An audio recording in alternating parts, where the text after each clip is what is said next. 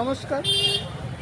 আজকের এই বিশেষ দিনে শ্রদ্ধেয় ব্যক্তিগণ, আমন্ত্রিত অতিথিবৃন্দ, দাদা দিদি, সহকর্মী ও ভাই বোনেরা সমবেত হয়েছি ভারতের ইতিহাসের এক অন্যতম শ্রেষ্ঠ সন্তান, বীর দেশপ্রেমিক, দূরদর্শী রাষ্ট্রনায়ক, প্রখর জাতীয়তাবাদী নেতা ডক্টর শ্যামাপ্রসাদ মুখোপাধ্যায় এর জীবন ও আদর্শকে স্মরণ করার জন্য।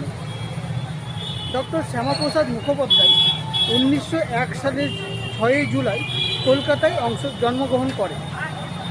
ওনার পিতা ছিলেন বাংলার বাঘ আশুতোষ মুখোপাধ্যায় নামে খ্যাত এবং মাতা ছিলেন যোগমায়া দেবী, যিনি এক বিদুষী এবং দৃঢ়চেতা নারী ছিলেন। মাত্র 52 বছরের সংক্ষিপ্ত জীবনে দেশ গঠনে তার অবদান অতুলনীয়।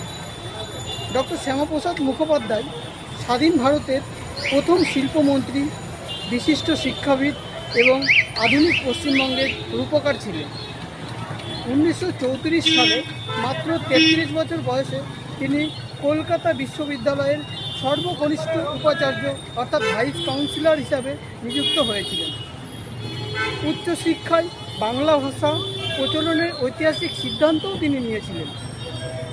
এরপরে 1947 সালে যখন দেশভাগের সময় তার তীব্র রাজনৈতিক আন্দোলন এবং দূরদর্শিতার ফলেই আজ হিন্দু প্রধান পশ্চিমবঙ্গ পাকিস্তানের অন্তর্ভুক্ত হওয়া থেকে রক্ষা পায়।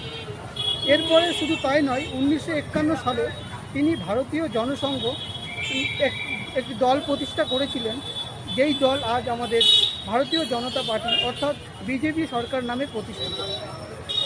তিনি শুধু ভারতের জন্য একতা ও অখণ্ডতা রক্ষার ক্ষেত্রেই সংগ্রাম করেননি, এর পাশাপাশি তিনি কাশ্মীরের বিশেষ মর্যাদার বিরুদ্ধে তার ঐতিহাসিক স্লোগান আজও আমাদের অনুপ্রাণিত করে। যে স্লোগানটি ছিল, এক দেশে দুই বিধান, দুই প্রধান ও দুই নিশান চলবে না।